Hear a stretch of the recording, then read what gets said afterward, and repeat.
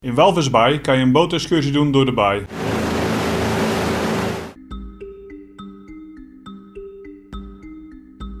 Heel bijzonder is dat de Kaapse pelsrobben echt aan boord komen voor een visje, zodat je ze goed kunt bekijken.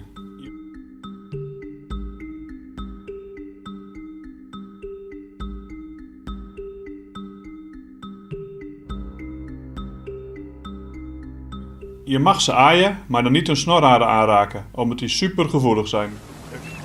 Kleine oortjes ook, hè? Move to the front. Right. Yeah. See that? Now that's basically how they balance the balls in the circuses as well.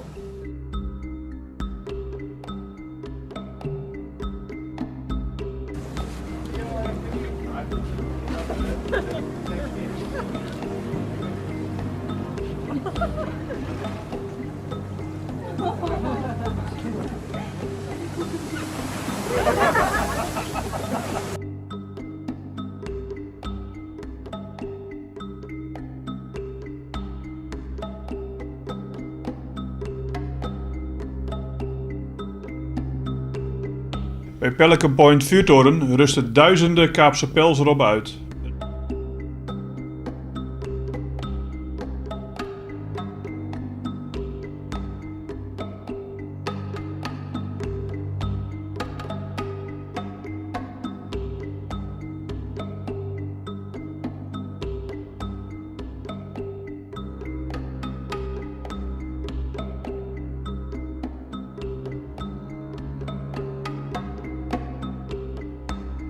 Een zadeljakhals is hier op zoek naar een onbewaakte jonge pelsrob of gewoon een aangespoelde vis. De pelsrobben associëren boten met gratis vis, dus ze komen ook hier een kijkje bij ons nemen.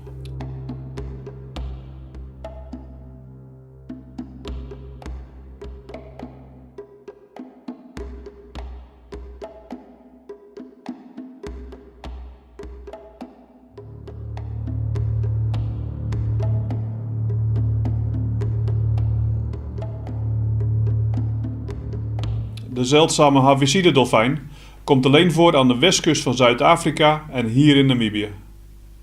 Je kan hier nog net de witte strepen op zijn buik zien. Bird Island werd gebouwd om een nest- en broedplaats te bieden voor zeevogels. En een bron van guano voor gebruik als meststof. En de geur van het eiland is echt onvergetelijk.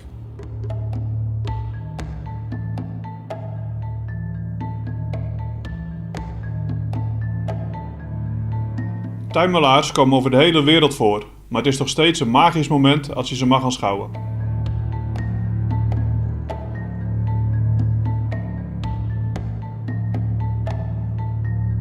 Flipper van de televisieserie was ook een tuimelaar.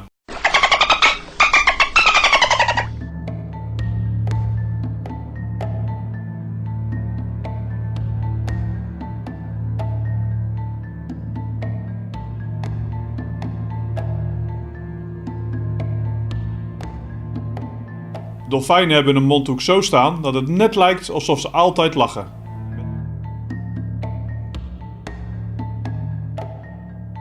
Met een beetje geluk zwemmen ze een stukje met je mee.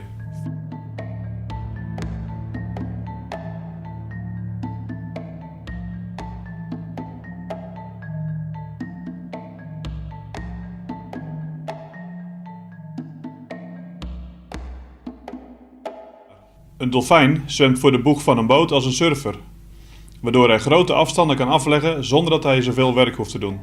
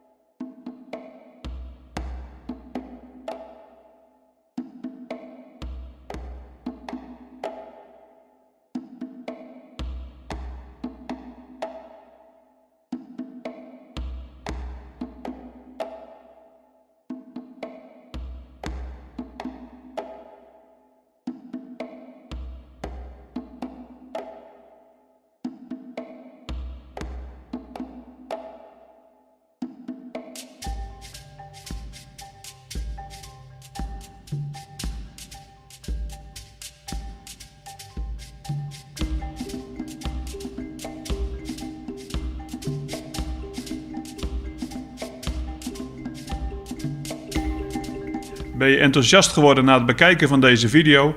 Abonneer je dan op mijn kanaal om nog meer video's te zien.